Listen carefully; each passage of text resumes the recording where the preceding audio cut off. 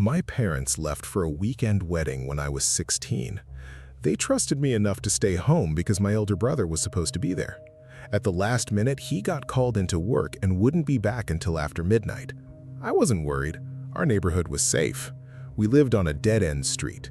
By 10 o'clock, I was watching movies in the basement. My phone buzzed. It was my brother. "Lock every door. I'll explain later." I called him immediately. He picked up on the first ring. "Did you lock everything?" "Yeah? Why?" "I saw someone standing behind your house when I left." I laughed because I thought he was joking. "I'm serious." My stomach tightened. "What did they look like?" I couldn't tell. They ducked behind the shed.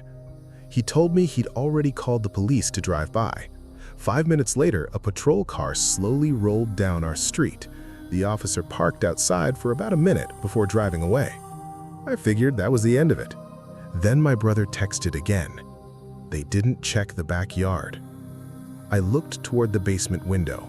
It faced the backyard. The blinds were open. All I could see was darkness. I stood up to close them. Halfway there, a face appeared outside, so close to the glass that it filled almost the entire window. I screamed and fell backward. By the time I looked again, it was gone. I ran upstairs 2 steps at a time. Every light in the house came on. I didn't care if people could see me. I wanted them to. Then I heard something hit the back fence. Another bang. Then another, like someone was climbing over it. I locked myself in my parents' bedroom. My brother called again. "I've got 10 minutes. Hurry." I heard the back door handle move. Once. Twice. Then someone started knocking. Not hard, just slow, patient, like they knew I was inside. I stayed completely still. Then my phone buzzed with a motion alert from our backyard camera. I opened it. The live feed showed the yard, empty. Then a hand reached up from below the camera and covered the lens. Everything went black. I called 911 before I even realized my hands were shaking so badly I could barely press the numbers. The dispatcher answered immediately. I whispered because I was afraid whoever was outside could hear me. There's someone trying to get into my house." She asked for my address and told me to stay where I was. Then I heard glass break. Not a loud crash, just one sharp crack. It came from downstairs. The dispatcher asked, "Did they get in?" "I think so." I could hear footsteps, slow, careful. Whoever it was wasn't searching the house randomly. They walked like they already knew the layout. The footsteps stopped outside my parents' bedroom. The doorknob moved. Once. Twice. Then a man's voice came through the door. "I know you're alone." I couldn't breathe. The dispatcher kept talking, but I barely heard her. The man tried the handle again. Locked. Then he walked away. I waited. 10 seconds? 20? 30? Nothing. I thought maybe he'd left. Then I heard footsteps above me. I froze. Above me? My parents' bedroom was on the 2nd floor. There shouldn't have been another floor above us. Then I realized the sound wasn't above me. It was on the roof. Someone else was up there. A loud thud landed directly over my head. Another followed. They were moving toward my bedroom window from the outside. I slowly looked at the curtains. A shadow crossed them. Someone was standing on the small roof over the front porch. Then came 3 slow taps on the glass. Tap, tap, tap. Police sirens echoed outside almost at the same time. The shadow disappeared instantly. Officers searched the property for nearly an hour. They found muddy footprints beneath the bedroom window and pry marks on the back door. The broken glass came from the basement. Someone had smashed a small window but never climbed through. The officer believed there had been at least 2 people, one trying the doors, the other watching the upstairs windows. My brother arrived while they were still there. He admitted something he hadn't told me earlier. When he'd left for work, the man behind the shed wasn't alone. He'd only mentioned one person because he didn't want me to panic. There were 2. Neither of them were ever identified. A few months later, another family 2 streets away reported almost the exact same thing. Someone knocking politely, trying doors, watching windows. No arrests were ever made. To this day, whenever I hear 3 slow knocks at night, I don't go anywhere near the door.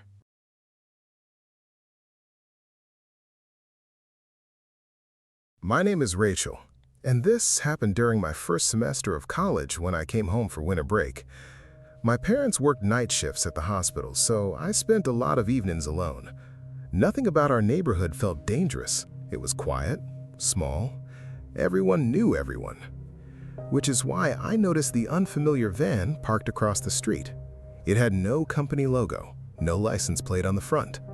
The driver never got out. I looked outside around 7. Still there. 8.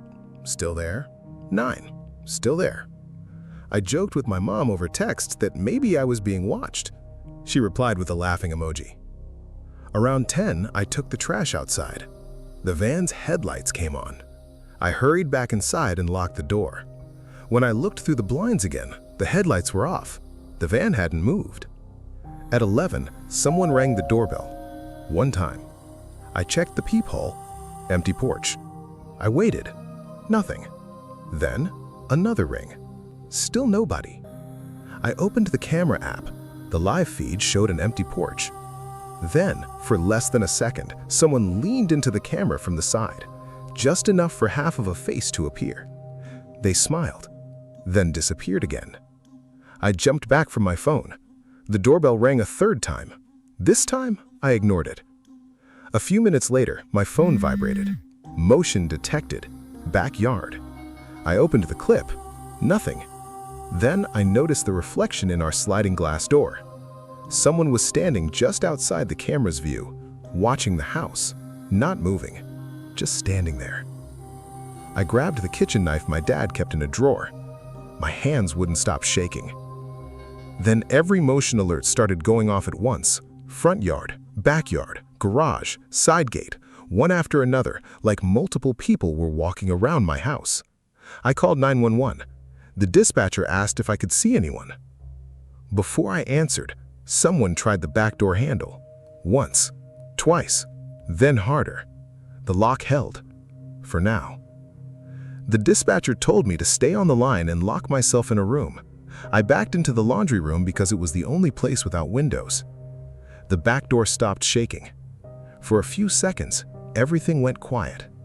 Then I heard footsteps on the deck. Not one person, more than one. They weren't trying to be quiet anymore. One set moved toward the garage, another stayed outside the kitchen. The dispatcher asked, "Do you know how many there are?" I don't know.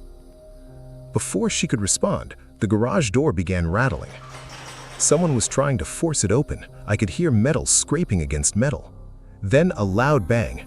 Another. The 3rd one sounded like something heavy had hit it. My dog started barking from upstairs. He never stayed upstairs at night. He'd followed me there without me noticing. His barking turned into growling. Then it stopped all at once. That scared me more than the banging. The dispatcher told me officers were only a few minutes away. It felt like an hour. I slowly opened the laundry room door just enough to look into the hallway. The kitchen light was still on. Nothing looked out of place.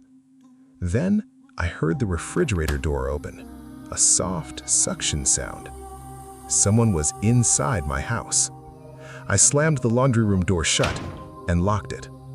The dispatcher heard it too. "Rachel, stay where you are." Footsteps crossed the kitchen, slow, patient, like whoever it was wasn't in a hurry.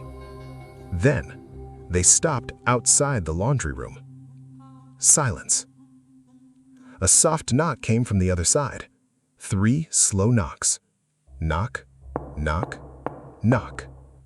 Exactly like someone politely asking to come in. I held my breath. A man's voice spoke quietly. "I know you're in there." I didn't answer. "I just want to talk." His tone stayed calm. That somehow made it worse. Then he laughed, not loudly, just enough for me to hear it. A minute later, I heard sirens. the footsteps ran. A back window shattered. By the time officers searched the house, nobody was there. The refrigerator door was open. A bottle of water sat on the counter. Someone had taken it out while walking through our kitchen. The officers found muddy shoe prints leading from the broken basement window. Whoever entered had climbed in through a small window we never locked. They never caught him. The strange van was gone before police arrived. A week later, detectives showed us security footage from a gas station 2 miles away. The same van, parked there, waiting. 3 men climbed inside. One of them looked straight into the camera. It was the same man who smiled into my doorbell camera. I never stayed alone in that house again. Sometimes, I still wonder what would have happened if I had answered the door the first time.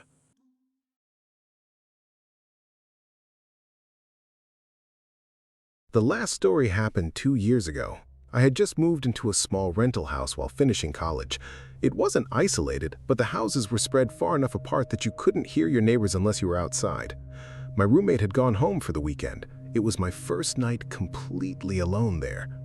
Around 11, I heard someone walking on the gravel beside the house. I ignored it. People sometimes walk their dogs late at night. A minute later, the footsteps stopped directly outside my bedroom. I looked through the curtain. Nothing. My phone buzzed. It was a notification from the smart lock. Front door unlocked. I frowned. I knew I'd locked it. I checked the app. It now showed the front door as locked again. I figured it had glitched. Then another notification appeared. Back door unlocked. Before I could react, it changed to back door locked. I grabbed a flashlight and checked every room. Nothing. Both doors were locked. No windows were open. I was about to laugh at myself when another notification came through. This one made my stomach drop. Bedroom door opened. I was standing in my bedroom. The app wasn't talking about my door, it was talking about the spare bedroom across the hall. I slowly stepped into the hallway. The spare room door was open. I was certain I'd left it closed. The flashlight beam swept across the empty room. Bed, desk, closet, nothing else. Then I noticed the closet door. It was closed. I never closed it. I always left it open because it didn't latch properly. Something felt wrong. I backed away instead of opening it. Just then, my roommate called. The first thing he said was, "Did you lock the attic?" I stared at the ceiling. "What attic?" There was a long silence. Then he said, "I forgot to tell you, there's a pull-down attic ladder in the spare bedroom's closet." I slowly turned back toward the closet. A faint sound came from above it, like someone shifting their weight on old wooden boards. I didn't answer my roommate right away. I kept staring at the closet door. He asked, "Are you still there?" "Yeah." "Don't open it." The way he said it made my heart sink. "What do you mean?" "The landlord told me the attic connects to the house next door. They sealed it years ago because someone kept getting in through it." I felt sick. "Why didn't you tell me before?" "I forgot. I never even think about it." Another sound came from above the closet, a slow scrape, like someone crawling. I whispered, "Someone's up there." My roommate stopped talking. Then he said, "Call 911, right now." I dialed 911 while keeping my eyes on the closet. The dispatcher answered. Before I could explain everything, the closet door slowly opened by itself, only a few inches. Darkness filled the gap. Then I heard it, breathing. Not loud, just enough to know someone was there. I backed into my bedroom and locked the door. The dispatcher asked what was happening. "I think someone's in my attic." She told me officers were on their way. I could hear movement overhead. The footsteps weren't running, they were crawling, stopping, listening, then crawling again. Something bumped against the ceiling directly above my bed. Dust drifted onto the blanket. I moved to the opposite side of the room. The footsteps followed me. It knew exactly where I was. Then everything went quiet. So quiet that I could hear my own heartbeat. A minute passed, then another. I started thinking maybe whoever it was had gone back. Then came a loud crash from across the hall. The attic ladder had fallen open. The dispatcher heard it through my phone. "Stay in the room." I wasn't planning on leaving. A few seconds later, I heard someone climbing down the wooden ladder. One step, then another, then another. The footsteps crossed the spare bedroom floor. The hallway creaked. Whoever it was had reached my bedroom door. The handle turned slowly. Once, twice. The door shook gently, not hard enough to break it, just enough to let me know they were trying. Then a man's voice spoke through the wood. "I know you're scared." I didn't make a sound. "I just need a place to sleep." His voice was calm, almost friendly. That frightened me more than if he'd been yelling. The handle stopped moving. Footsteps walked away. I heard the front door open, then close. 5 minutes later, red and blue lights flashed through my bedroom window. The officers searched every inch of the house. The attic was filled with old insulation and empty boxes. Near one corner, they found a sleeping bag, empty food wrappers, bottled water, a flashlight. Someone had been living up there. There was also a small opening leading into the abandoned house next door. The plywood that was supposed to seal it had been cut away from the inside. The officers searched both houses but never found anyone. While they were taking pictures, one officer called me over. He pointed to the dusty floor of the attic. There were dozens of shoe prints. Not one trail, dozens. Some old, some fresh. Whoever had been hiding up there hadn't just spent one night in the attic. They'd been there for weeks, maybe longer. I moved out the next morning. About a month later, I received a package that had been forwarded from that address. Inside was one thing, a spare key to the rental house. It wasn't mine. It wasn't my roommate's. The landlord confirmed he had never seen that key before. Someone had made their own copy. I threw it into a river on my drive home. Even now, years later, I still check every closet before I go to bed, and whenever I hear a sound above the ceiling at night, I don't tell myself it's just the house settling anymore. I remember that there are some noises with perfectly ordinary explanations. Sometimes, the explanation is that someone is already inside.